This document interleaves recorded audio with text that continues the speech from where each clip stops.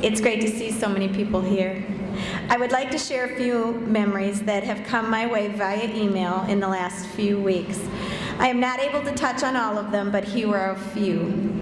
Rebecca Bender, class of 1976, says, "One thing that Toni taught me was to keep a smile on and maintain a positive outlook, even in the most adverse situations. I remember on our Panama trip, I had just finished putting all the costume pieces I needed on for singing in the rain, including green shoe bows and carrying a sequin umbrella. I was heading down the stairs when my shoe caught in the stairs and I went flying down the stairs. Toni had already given the signal to line up on stage. I quickly found my place, not realizing my umbrella was broken and my leg was bleeding badly. But I did have a smile on my face. After completing the dance and walking off, Toni grabbed me and hugged me and said, 'That's entertaining.' Looking back, Toni was teaching all of us who are paying attention about life. Toni will always hold a special place in my heart."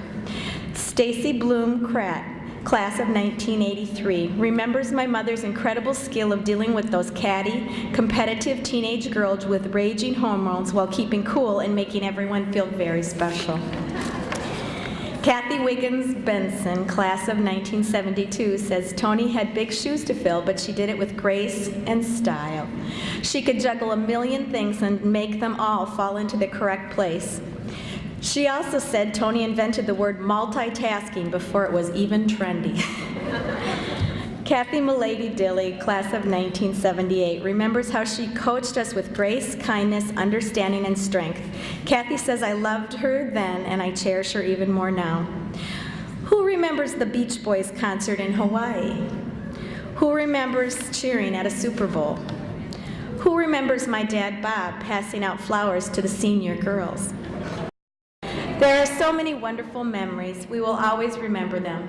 And at this time, I am honored to introduce my mother, Toni Swiggum, and acknowledge her for the long, dedicated service to the Parkette organization.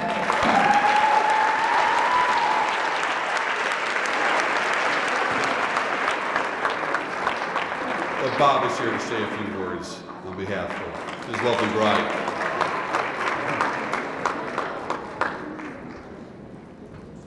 Hello. I'm Bob Swiggum. You know the other half of Toni. When I was asked to make a few comments regarding the Parkette years, some impressions and observations of Tonette came forward in my memory, and I would like to just take a few minutes to share them with you. First comes forward is her energy level. Her whole life, people have said that she gets more out of a day than anyone she'd ever known. I can attest to that daily sugar high of hers. With her dance and teaching backgrounds, she was able to personally demonstrate the rhythm counts and the dance steps to each member of the Parkettes, including the flying splits, which she still does to this day.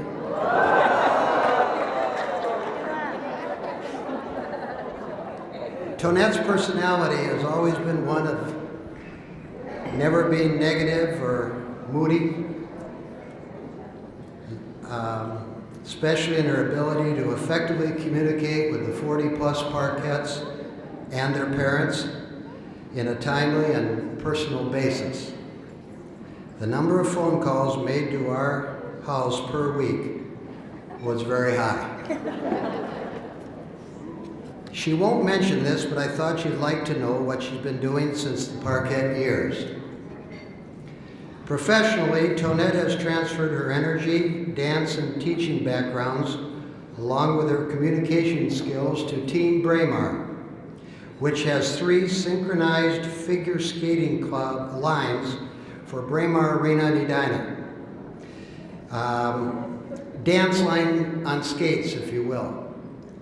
These lines are separated by age and skating test level, 20 girls per line. She has co-coached all 3 lines consisting of 60-plus skaters with our daughter, Pam May, for over 15 years. In closing, these synchronized skating lines have successfully become of national caliber and have competed throughout the nation in regional competitions. Recently at the U.S. Synchronized Skating Nationals, the most senior team placed fourth nationally and will be one of 4 teams representing the United States at the 2006 International Synchronized Skating Competition to be held in Europe next spring.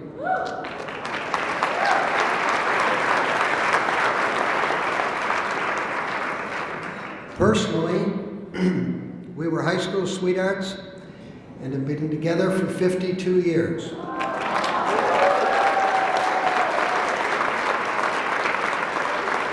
With 5 married children and 10 grandchildren, all who are living in the metropolitan area.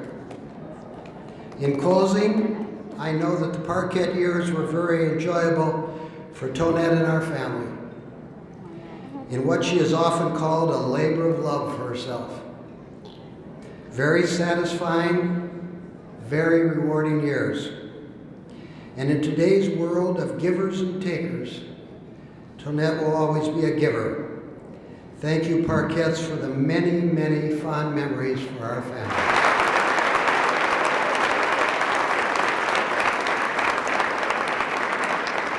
Thanks, Bob. Very inspirational. Well, of course, what would the Parkettes be without the Minnesota Vikings? And in turn, well, what would the Vikings be without Bud Grant? He did his best and moved on with a great family and a great outlook on life. And Bud was one of a kind. And he did, however, write a letter Honoring the Parkettes and their contributions to the Minnesota Vikings, and what pride y'all had watching the Parkettes out there on those Sunday afternoons. I'd like to think of more of the fall afternoons. I'm sure you guys would rather think of the fall afternoons and those December, January days, but nevertheless, classy and wonderful, and it was just so great to always have our city represented out there in our school. Well, I'd like to read Bud's letter to you as well. Dear Parkettes, congratulations on your 50th anniversary celebration, and in big cap letters, and thank you for your tremendous support of Vikings football. Your willingness to, as only Bud would say it, share the elements was synonymous with Vikings football and the great Viking fans during our games at Metropolitan Stadium. Enjoy sharing your memories with each other this evening, and thanks again for your support. Best regards, Bud Grant, the Minnesota Vikings. So it's really nice. You know, I came away with a great story idea. I think I'm going to do a 3-part series on Marshall Busciani's closet. What have you got in there? I got to come visit. I mean, you have like Steve Waldman's baseball glove or something in there too? Oh, I love it. What a wonderful fashion show. Well, it's funny how things do come full circle. The Parkettes, we talked about, started 50 years ago because 3 girls had a great idea, and look at what a huge organization it became. Similarly, this 50-year reunion gala began the same way. Barb Davis-Reese, who many of you recognize, probably the most enthusiastic and longtime member of the Parkette Fan Club, and she and her husband Bob, both members of the St. Louis Park Historical Society, noticed last spring that there was no mention of Parkettes in their records or archives. Barb mentioned to her daughter, Jennifer Davis Newell, the class of 77, they thought maybe submitting some literature or somehow locating a couple of old costumes that we've seen tonight and then some, and donating them. Well, maybe they can even provide a list of all the Parkette's names.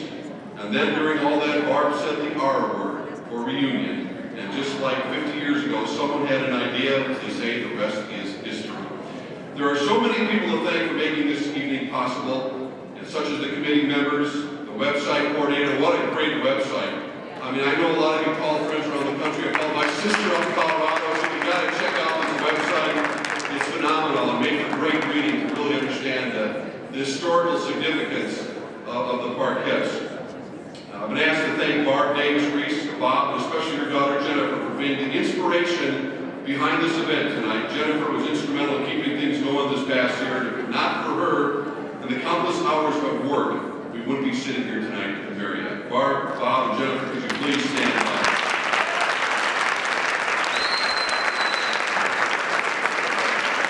Hold on, Jennifer. You do that.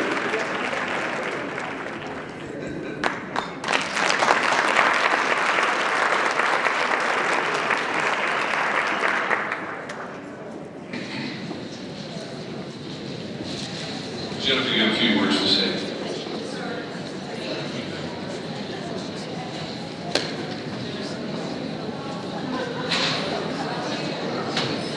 Hello everyone, I hope you're having a good evening. I have a lot of people to thank tonight for all their hard work and help. I was going to thank my mom and Bob, but I think that Mark did a great job.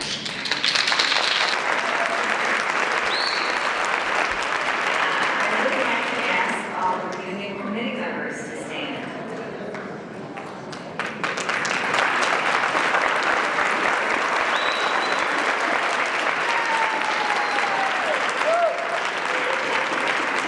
From the class of 1964, I'd like to introduce Pam Wood-Corlett, Toni Swiggum, Sue Rogers-Smith. From the class of 1977, Deborah Fuller-Traum, Sue Heidelberg. And from the union organizers of Minnesota, Gail Rappaport, is she here? These ladies have spent many, many long hours, much energy and effort in putting this whole thing together, and they have just done a wonderful job. Let's give them all a round of applause.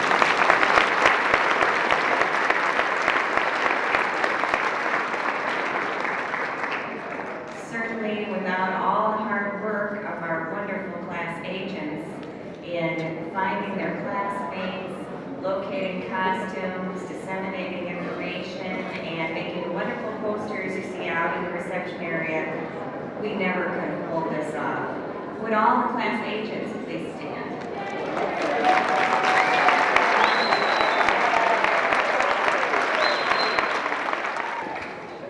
So many others of you have contributed in other ways as well. Beth Schlafer-Graf for putting together our Parkette merchandise. Mary Bechet Miller, our public relations gal. Rory Walensky-Eisenberg, Kathy Alfona Barnett, Leslie Moorhead-Haney, all of our wonderful speakers, all of you who donated costumes, danced, very brave, and modeled, and of course all of the parents who made it possible for us to be a part of the Parkette organization. Thank you.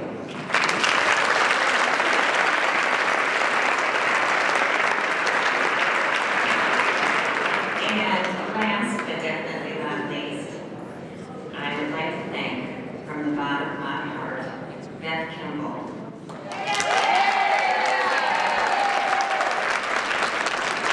Beth, please stand up, please.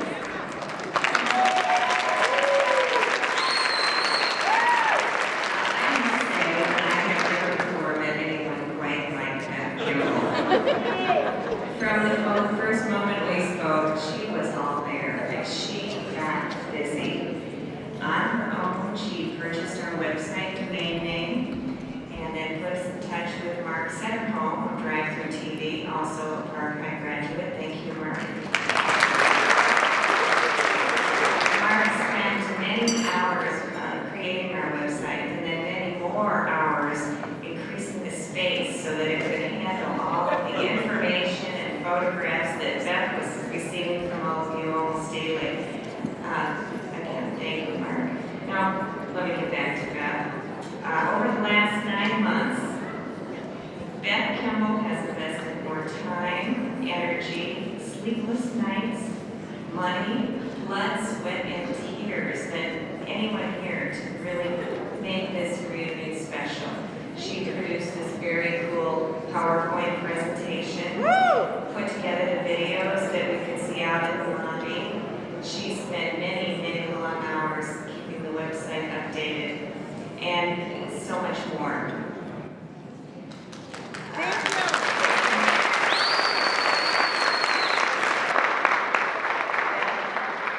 You are a driving force. Tireless, creative, innovative, and selfless, and it has been my great pleasure to work with you, and more importantly, to call you friend.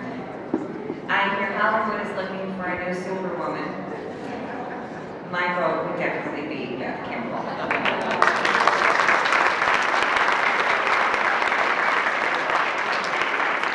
In closing, I'd like to thank you all for being here. I hope you have enjoyed the evening. The room will remain open so you can continue your reminiscing while listening to all the old Parkette music. Please visit the tables out in the lobby if you'd like to order videos of the event or Parkette merchandise or photographs, and you can also pick up your memory books at the table there too. Thank you. Let's give one last round of applause for our wonderful MC, Parkette.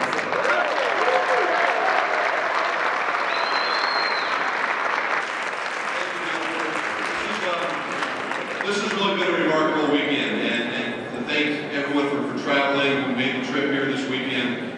We all go back to our busy lives and our own daily issues with our kids, our jobs, everything else that goes about it. But what a trip down memory lane, you know. As they say, there really is no place like home, and this certainly feels like home tonight. And I want to thank everyone for coming and sharing so many great memories. I got goosebumps up here thinking about the wonderful stories and people that meant and have meant so much in my life. I'm sure many of you, spanning the generations, will never forget this weekend again. Better than any high school reunion you could ever go to. This is just outstanding. And maybe since we're honoring our old alma mater, and I can't sing worth a damn, I'm going to ask you to help sing one more time